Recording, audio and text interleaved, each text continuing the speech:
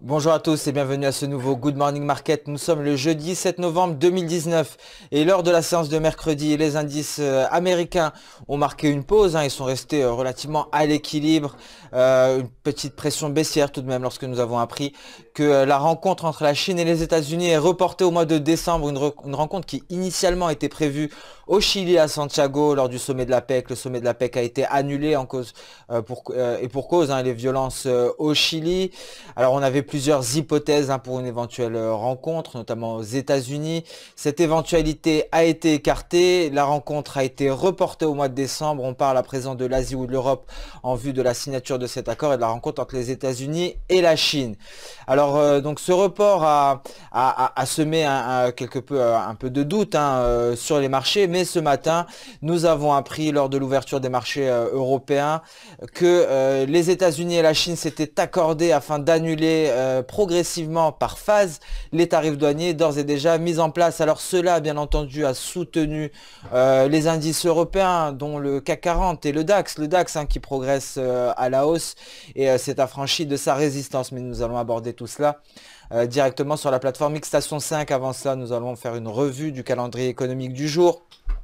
Alors aujourd'hui, nous prendrons connaissance de données en provenance du Royaume-Uni, notamment le rapport trimestriel de la BOE sur l'inflation, le compte rendu de la Banque centrale et sa décision sur les taux, tout cela à 13 heures.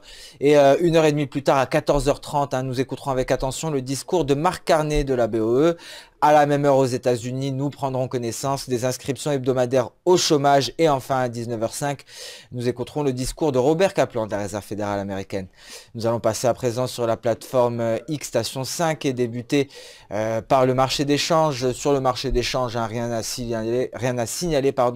Le dollar américain a été en petite hausse hier et en léger repli aujourd'hui. Cela se traduit par un euro-dollar relativement stable sur son niveau de support, le support qui est représenté par sa SSB, un support qui tient depuis 3 séances maintenant, et ce support représente le niveau des indices 65. À l'heure actuelle, une petite hausse pour l'euro-dollar confronté à sa résistance des indices 85, le GBP-USD également qui tient toujours son support et qui ne valide toujours pas un éventuel double top par le franchissement de sa ligne de coût. L'AED-USD tente une progression haussière, toujours sur le même support, cette extension de SSB. Voilà pour le marché d'échange. Donc aujourd'hui, c'est principalement le marché action, les indices boursiers, mais également les matières premières qui affichent le plus de volatilité. Vous voyez ici l'évolution du DAX, le DAX qui a réussi très difficilement à clôturer au-dessus des 13 160, parvient aujourd'hui à se propulser à la hausse en prenant ce niveau de résistance en tant que support. C'est donc une inversion de polarité avec une progression du DAX aux alentours pour se propulser aux alentours des 13 280 points. Donc un DAX qui poursuit son rallye haussier. On s'attendait à une éventuelle consolidation sous sa résistance avant de franchir cette résistance à la suite de bonnes nouvelles concernant le conflit commercial. Cette bonne nouvelle est venue un peu plus tôt que prévu. Ce n'est pas en soi une bonne nouvelle, c'est simplement une confirmation de la signature d'un accord, car on cède du lest de plus en plus du côté américain, mais également du côté chinois. Seul le CAC 40 a du mal à s'affranchir de sa résistance à 5880. C'est une résistance qui date de 2007 et c'est bien le niveau qui devrait donc freiner l'évolution du CAC 40. En revanche, un franchissement de ce niveau-là le renverrait directement en direction des 6000 points. Les 6000 points qui pourraient être atteints au moment de la signature ou peut-être même avant si l'optimisme se poursuit entre-temps. Mais ce qui sera décisif pour les indices, ce sera bien la signature de cet accord partiel. Alors à l'annonce de cet abandon des tarifs douaniers, abandon progressif, les futurs sur indices américains ont progressé à la hausse et seront donc attendus en territoire positif aujourd'hui à l'ouverture de Wall Street afin d'inscrire de nouveaux records, notamment pour le Nasdaq, mais également pour le S&P 500. Nous allons passer à présent sur le volet des matières premières.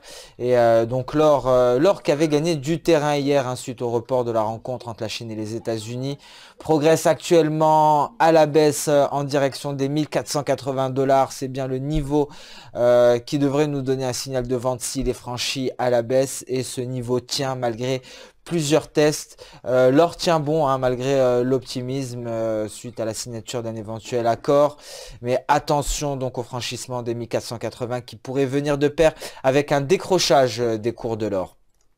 Le WTI hier s'est replié, mais il est tout de même parvenu à tester la borne supérieure de son canal haussier. Alors deux facteurs à la baisse pour les pétroles. Tout d'abord la hausse des stocks. Effectivement, nous avons pris connaissance hier de la variation hebdomadaire des stocks de brut aux États-Unis. Une variation des stocks qui fait état d'une constitution à nouveau de 7,9 millions de barils contre 1,5 million attendu. C'est ce qui a repoussé en première partie de séance les cours du brut à la baisse lorsque nous avons pris connaissance de cette publication, et l'annonce de ce report de la rencontre a été un vecteur d'accélération baissière pour le WTI. Le WTI qui cependant est en train d'effacer les pertes de la veille et évolue en territoire positif aujourd'hui, actuellement en cours de franchissement des 56,80 $, un niveau de résistance majeur pour le WTI, donc WTI qui est porté par cette annonce qui nous provient de Chine, et notamment à l'abandon progressif, l'abandon en phase des tarifs douaniers entre la Chine et les États-Unis. Le café, quant à lui, il nous avait donné donc ce signal haussier la veille, s'est considérablement rapproché de l'objectif fixé. Alors pour l'heure, il est en léger repli, mais il pourrait retracer à la hausse en vue d'atteindre ce premier objectif, et un franchissement de cet objectif pourrait être la cause d'une accélération haussière. Une accélération haussière en direction des 110 $, les précédents sommets du 15 juillet 2019. Nous suivrons donc avec attention l'évolution du café au cours des prochaines heures. Ce Good Morning Market touche à sa fin. Je vous remercie d'avoir suivi avec attention. Je vous donne rendez-vous dès demain pour un prochain point marché. En attendant, je vous souhaite une excellente journée, une bonne séance de trading.